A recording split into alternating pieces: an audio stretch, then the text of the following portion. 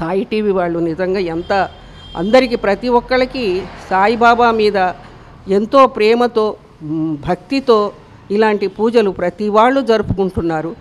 మేము కూడా ఇక్కడ బాగా జరుపుకుంటున్నాము. నేను బాబా విగ్రహానికి 2 పాదాలకు ఒక ఉద్దన్నితో అంటే చిన్న స్పూన్తో పాదాలు కడిగి ఆ తీర్థం తీసుకోవాలని నాకేదో ఆలోచన వచ్చింది ఒకరోజు.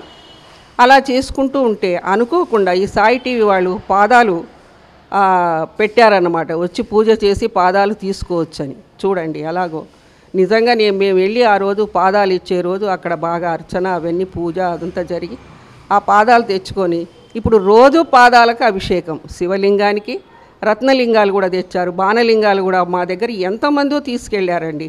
ఒక్కొక్కళ్ళు మాకు ఇంత బాగా జరుగుతుంది, మీ దగ్గరికి తీసుకెళ్ళినాక మాకు ఎన్నో మంచి పనులు జరుగుతున్నాయి అనేసి తీసుకెళ్ళారు. నేను కూడా ఆ రత్నలింగమును ఈ బాబా పాదాలకు రోజు తప్పనిసరిగా అభిషేకం చేసి నీళ్లతో ఆ తీర్థాన్ని రోజు మేము తీసుకుంటున్నాము. అది మా అదృష్టంగా భావిస్తున్నాము. ఇలాంటి ఎన్నో ఎన్నో ఎన్నో అనుభవాలు కూడా ఉన్నాయండి. చెప్పాలంటే చాలా ఉన్నాయి. ఆయన బాబా యొక్క అనుగ్రహమే మాకు. నా భర్త నేను కూడా ఆ బాబా ప్రతిరోజు ఆయన పారాయణం చేసుకోకుండా ఉండలేము.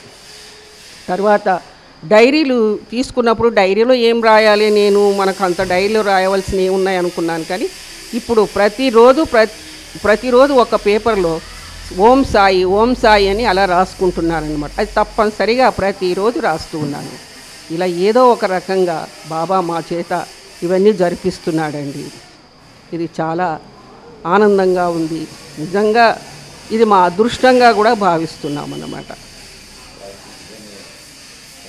ఇది సాయి టీవీ వాళ్లకు నిజంగా ఎంతో మేము రుణపడి ఉన్నామని అనుకుంటున్నాము. చాలా ధన్యవాదాలండి సాయి వాహినికి, అనిల్ గారికి, వెంకట్ గారికి మా యొక్క ధన్యవాదాలుగా చెప్తున్నామండి.